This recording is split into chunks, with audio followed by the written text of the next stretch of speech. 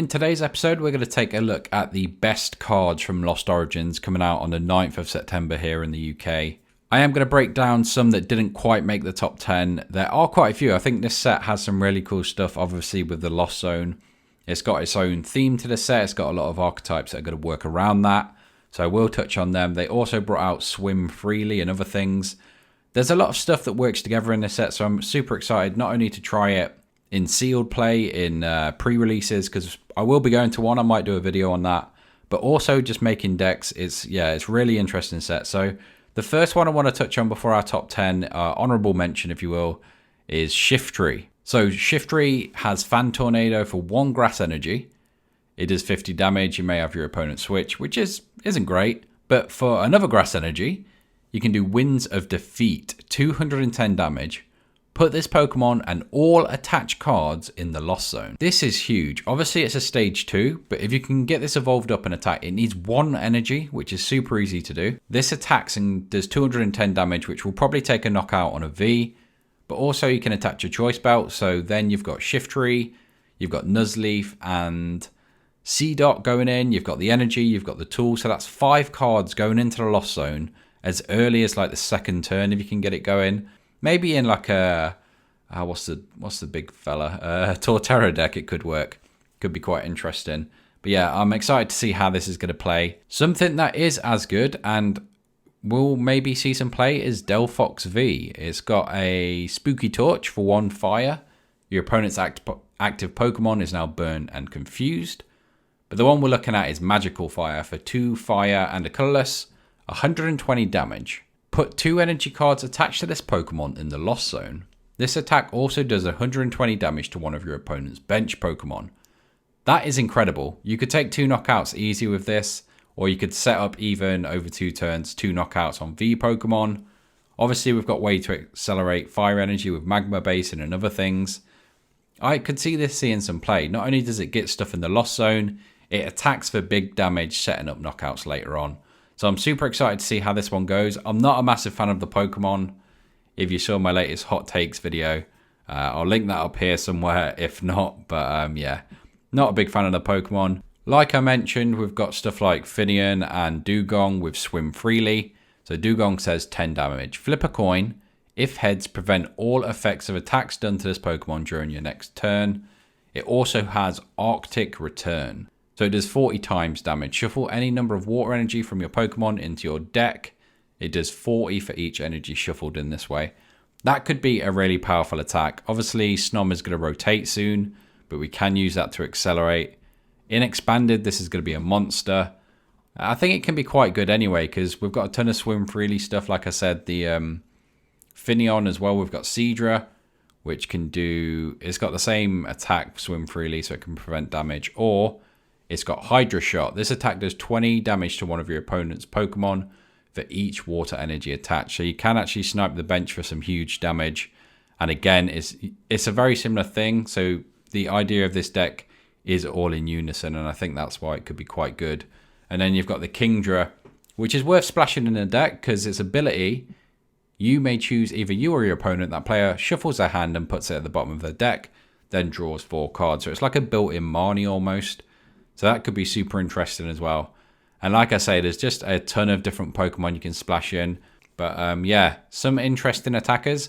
So I think Swim Freely could be a really fun League Challenge deck if we see those this year. It's just a fun deck. I can't see it being that competitive, but it's worth mentioning, I think. So we've put it on the list. Just a couple more. Don't worry, we're almost there. I do want to speak on Cramer quickly. It's got the Lost Supply. If you have 4 cards or more in your Lost Zone, ignore all energy in this Pokemon's attack. So you can splash this into any deck because ideally you're going to be ignoring the cost. So it can do 110, not affected by weakness. So that's pretty good. 110 as a water attacker. It would have been nice if the weakness thing wasn't there, but unfortunately it is. But it could be something that you can just knock out Miltanks with in a deck using Lost Zone. We've got the Gengar, which is going to play into a card we've got later in this video. It basically jumps onto the bench with damage on it from your discard pile. And then obviously the Hisuian Arcanine. It's got the Omnidirectional Destruction, 10 plus damage. If you have no cards in your hand, it does 150 more. So 160 damage, taking a knockout on all those Arceus V-Stars and other goodies. But also you can run it with Venusaur, which fills your hand after your attack. So yeah, that's quite a good combination. It's something we could see played. Something I hope we do see played because I think it's quite cool. I do think the Poliwrath line in this is cool as well, but probably not good enough to... I am definitely going to play it because I think it could win some fun tournaments. But yeah, it's not going to be massively competitive. So let's get into our list and see what's number 10. Now, in at number 10, we've got his Suian Electrode V. Now, this is a tough one because it's only available in the set via a full art. The regular art was taken out for some other packaging, so you can get it in other ways. Basically, for no energy, it does 100 damage for each special condition on this Pokemon. Now, obviously, we've got stuff like some kind of curry. There's, I don't know, let's say it's a Lambooner. Basically, it heals 40 and burns you, so you can easily get conditions onto your own Pokemon. I'm sure there's a few other ways, but the fact that it's no energy, you don't have to attach anything. You can splash this in literally any deck, especially something like Blissey. If you're running a lot of heals, maybe you can slip them in and use this as an attacker as well. This damage could quickly rack up, so it could be quite interesting. I am excited to see if this goes anywhere. I'll definitely give it a go. The fact that it's a free attack it's very tempting. Yeah, I'm excited to see what people can do with this one. Number 9, I've gone for Lost City. Now, this is a stadium card coming out. Again, it's working with the Lost Zone. So when a Pokemon is knocked out, put it in the Lost Zone instead of discarding it. All non-Pokemon cards attached to that Pokemon are discarded.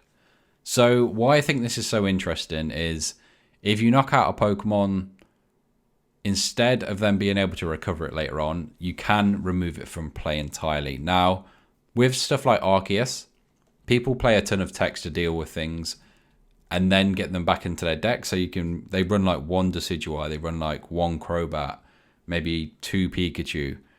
The fact is, if you can trap them in the Lost Zone when you knock them out, they're not going to be able to reuse them against you. I think this could be really interesting and maybe mean people play thicker lines of Pokemon. So I don't know if this will necessarily be a huge card, but I think it might change how people deck build, which is obviously very powerful. So I think I had to mention this somewhere. I think number 9's fine. I don't think Electrode's going to be a massive card. I don't think this is, but I do think they're both very good cards that people need to pay attention to. So in at number 8, I've obviously gone for Comfy. Now this could be a lot higher, but I think it only works in particular decks, which is why it's so low. I could have easily put it with other stuff, but I wanted to give it its own spot because I do think it has some use outside of Lost Zone decks. But let's take a look at it. So flower picking, once during your turn, if this Pokemon is in the active spot, you may look at the top 2 cards of your deck, put one in your hand, put the other in the Lost Zone. Now this is good in any deck. Obviously looking at 2 cards and getting to take one is good. The thing is, you could draw 2 very good cards and be very unfortunate, meaning you have to get rid of one to the Lost Zone, meaning there is no way to recover it. This one is very risky outside of Lost Zone decks. It's risky in the decks, honestly, but it's something that you have to do. You have to play these things if you're playing Lost Zone, I think. They're just so powerful. Being able to do that for free as an ability as well is just huge. Coming in at number 7, I've gone for Thorton. Now, this one's quite interesting. It says choose a basic Pokemon in your discard pile. Switch it with one of your basic Pokemon in play. Any attached cards, damage counters, special conditions, turns in play, and any other effects remain on the new Pokemon. Now, I think this could be interesting for a few reasons. Obviously, you could just surprise them with different attackers than they're expecting. It can happen quickly, so you can't really react to it. I also think this could be quite cool with Reggie decks. Obviously, they can set up a ton of energy, and then you could switch into other Pokemon. I've seen some people talking about switching into the amazing rares, so the ones that have really awkward attack colors and stuff like that. That could be very interesting. I'll be excited to see that. I think Reggies are super powerful anyway, and having that option to switch with this card makes them a lot more viable. It means they can attack for a lot more weaknesses. It means they can attack in a lot of different ways. So I'm super excited to see if this plays into any of those decks. I just think it's something that helps with consistency. So for example, if you can't get a certain Pokemon out early on and you've dumped all your energy onto something else, you can then literally just switch into it. This could be very interesting, and I think it will have some effect on the metagame, hopefully. I think it's a super interesting card nonetheless, so it had to be on here somewhere.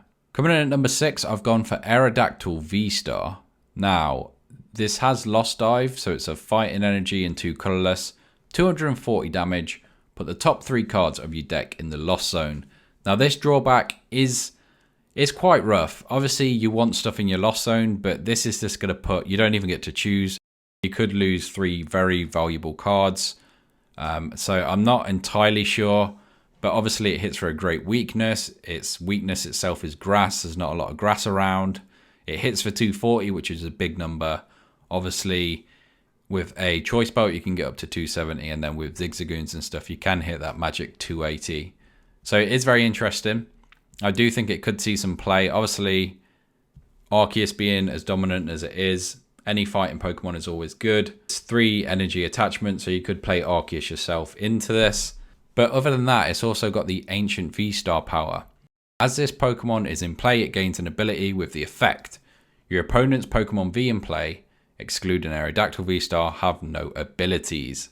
So that's super interesting. It actually gives itself an ability, which is basically Path. Your opponent can also path you with their Aerodactyl. It does say excluding Aerodactyl V-Star. So we could see some weird moments where you're both stuck by this. I don't know. The fact that it's an attack puts me off slightly. I wish it just was the ability of it. It's a difficult one. I think because it stays in play, it's not just a one-turn thing, is why you have to attack to do it. I think you can maybe get away with it, though. I don't think it's the end of the world. Obviously, if they knock it out, it might be. But yeah, this could be super interesting. We could see some control decks and other things taking advantage of this. So that's why it's on the list at number 6. Coming in at number 5, I've gone for more Lost Zone support in the name of Sableye this time. So that's got Lost Mind for a psychic energy. You may use this attack only if you have 10 cards or more in the Lost Zone. Put 12 damage counters on your opponent's Pokemon in play in any way you like. I think this is going to be massive in Giratina decks. The fact that you can just spread damage and set up knockouts. You can probably even take knockouts onto like double Sobbles and stuff like that. This could be super powerful. I think maybe one of the most underrated cards in the set, because I don't think, obviously you need 10 cards in the Lost Zone, but we've got a ton of stuff in this set which can get that going. I just think it's going to be an absolute monster and something people won't really expect to be as powerful as it is. If you're running Giratina, I would run one of these guys. Sableye is also one of my favourite Pokemon. There's some really cool art. I love the Lost Zone effect on it. Yeah, there's a lot to love about this card. So I am super excited to try this one out. Let's move into something that's not Lost Zone though. In at number 4, we've gone for Zoroark V-Star. Now, when this set was announced, I was eyeing up, obviously, Zoroark V-Star, one of my favourite Pokemon. He works really well with Gengar.